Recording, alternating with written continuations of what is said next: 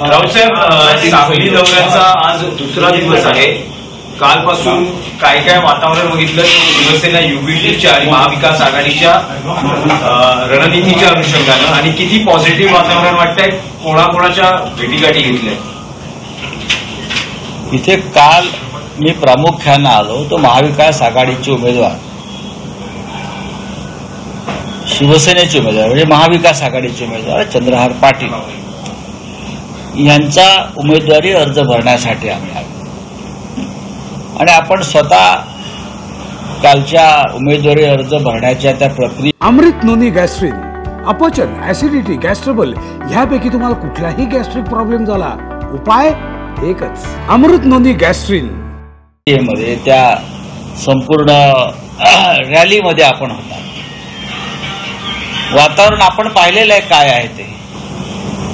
राष्ट्रवादी काँग्रेसचे प्रदेशाध्यक्ष जयंतराव पाटील उपस्थित होते, सुमनताई पाटील आमदार उपस्थित होत्या, राष्ट्रवादी काँग्रेसचे आणखीन एक आमदार अरुण लाड उपस्थित होते, इकडले काँग्रेसचे आमदार आणि नेते विक्रम सावंत उपस्थित होते, काँग्रेसचे इतर काही प्रमुख लोक उपस्थित होते, राष्ट्रवादी काँग्रेसचे सगळे जिल्ह्यातले प्रमुख पदाधिकारी हे उपस्थित होते. आम्ही महाविकास आघाडी म्हणून हा अर्ज भरला. विश्वजित कदम काल उपस्थित राहू शकले नाहीत. आपण पहा, त्यांची तब्येत जरा पुण्यामध्ये आहे, ते आजारी आहे. येत्या 2 दिवसामध्ये विश्वजित कदम सांगलीत येऊन काँग्रेस पक्षाचा मेळावा घेते, महाविकास आघाडीचा म्हणून, आणि काँग्रेस पक्ष सुद्धा सांगलीमध्ये कामाला लागेल. हा विषय फक्त सांगलीचा नाही, महाराष्ट्रातल्या 48 मतदारसंघामध्ये आम्ही ह्याच पद्धतीनं काम करतो आहोत. काल माननीय शरद पवार साहेब हे नगरला होते, त्यांच्याबरोबर आदित्य ठाकरे हे आपण पाहिलं असेल, आणि नगरमधली एक प्रचंड सभा निलेश लंके यांच्या विजयासाठी झाली. उद्धव ठाकरे पुढल्या 2 दिवसामध्ये विदर्भात जात आहे, जिथे एक राष्ट्रवादीचे उमेदवार आहेत, मग वर्धा असेल, अमरावतीला काँग्रेसचे उमेदवार आहेत, तिथे प्रचार सभा घेत आहे. आमच्यामध्ये हा माझा उमेदवार, हा तुझा उमेदवार नाही, महाविकास आघाडीचाच उमेदवार, हे 48 जागांवरती आम्ही ठरवलेलं आहे. त्याच्यामुळे सांगलीचा विचार त्यापेक्षा वेगळा नाही. विशाल पाटील यांची अपक्ष उमेदवारी अजून कायम आहे. तुम्ही म्हणाला होता की समजूत काढू, प्रयत्न करू.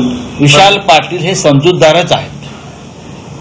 विशाल पाटील हे वसंतदादा पाटील यांच्या कुटुंबातले एक प्रमुख सदस्य आहेत.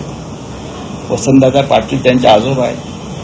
जेव्हा जेव्हा देश आणि देशाचं स्वातंत्र्य संकटात आलं, तेव्हा सांगलीतल्या वसंतदादा पाटील यांच्यासारख्या क्रांतिकारकांनी बरं का देशाच्या शत्रूशी युद्ध केलेलं आहे, कोणताही व्यक्तिगत आणि राजकीय स्वार्थ न पाहता. आणि विशाल पाटील यांचा डीएनए तोच आहे.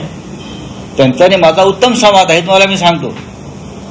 त्याच्यामुळे विशाल पाटील, मला वाटत नाही की आपल्या क्रांतिकारक आजोबांच्या विचारांपेक्षा कोणती वेगळी भूमिका घेतील.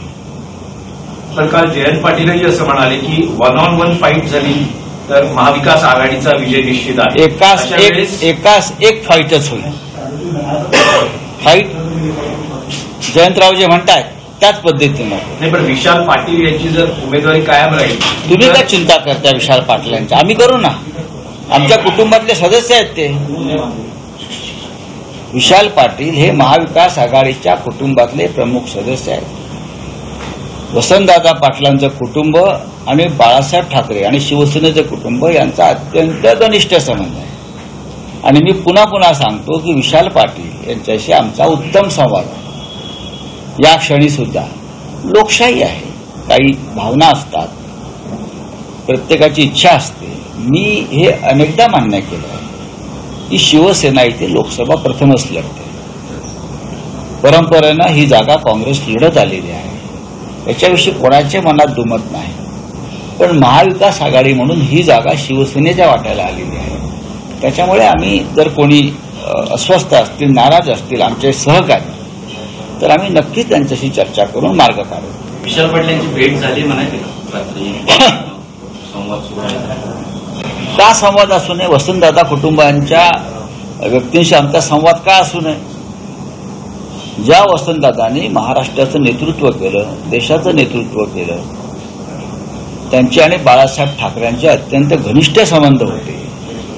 जेव्हा जेव्हा महाराष्ट्रावर संकट आलं तेव्हा पक्षभेद विसरून वसंतदादा पाटील हे शिवसेनेच्याही मागे उभे राहिले आणि ठामपणे महाराष्ट्राचा स्वाभिमान म्हणून उभे राहिले. अशा कुटुंबातल्या प्रमुख व्यक्तीशी आताच्या आम्ही संपर्क का ठेवू नये, संवाद का ठेवू नये? आमच्यामध्ये कोणते वाद नाही. ते तुम्ही म्हणता संवाद अजून आहे. का संवाद आहे ना? अशा वेळेस महाविकास आघाडी आणि शिवसेना युपीटीच्या विजयासाठी तुमची आणि विशाल पाटील यांची भेट होऊ शकते का? का नाही होऊ शकत? का होऊ शकत नाही? विशाल पाटील का आमचे शत्रू आहेत का? मी मगासपासून सांगतो आमच्या कुटुंबातले घटक आहेत. उद्धव ठाकरे यांच्या मनात विशाल यांच्याविषयी अत्यंत प्रेम आहे आणि विशाल पाटील यांच्या मनामध्ये आमच्याविषयी आदर आणि प्रेम आहे. जेव्हा असेही नाती असतात तेव्हा मला असं वाटतं की आपण जो विचार करताय तो चुकीचा आहे. उद्धव ठाकरे दलित विरोध असल्याचा मिलिंद देवरा यांनी आरोप केलेला आहे. कोण मिलिंद देवरा? दलित विरोधी म्हणजे काय? मिलिंद देवरा त्यांचं अख्खं आयुष्य कुटुंबाच्या काँग्रेस पक्षात गेलं, काँग्रेस पक्षात गेलं आणि त्यांनी एका राज्यसभेच्या खासदारकीसाठी टुणकनुडी मारून त्यांनी ज्या एका गटात प्रवेश केला त्याच्यामुळे काँग्रेस पक्ष हे बोलत नाहीये त्यांच्या तोंडून, कुठला तरी एखादा गट त्यांच्याकडनं वदवून घेतोय आणि आम्हाला दलित विरोधी बोलण्याचा अधिकार त्यांना काय? ते ज्या पक्षामध्ये आहेत किंवा ज्या गटामध्ये आहेत तो पक्ष या देशाचं संविधान खतम करण्याच्या मागे लागलेला आहे. डॉक्टर आंबेडकरांना खतम करण्याच्या मागे लागलेला आहे.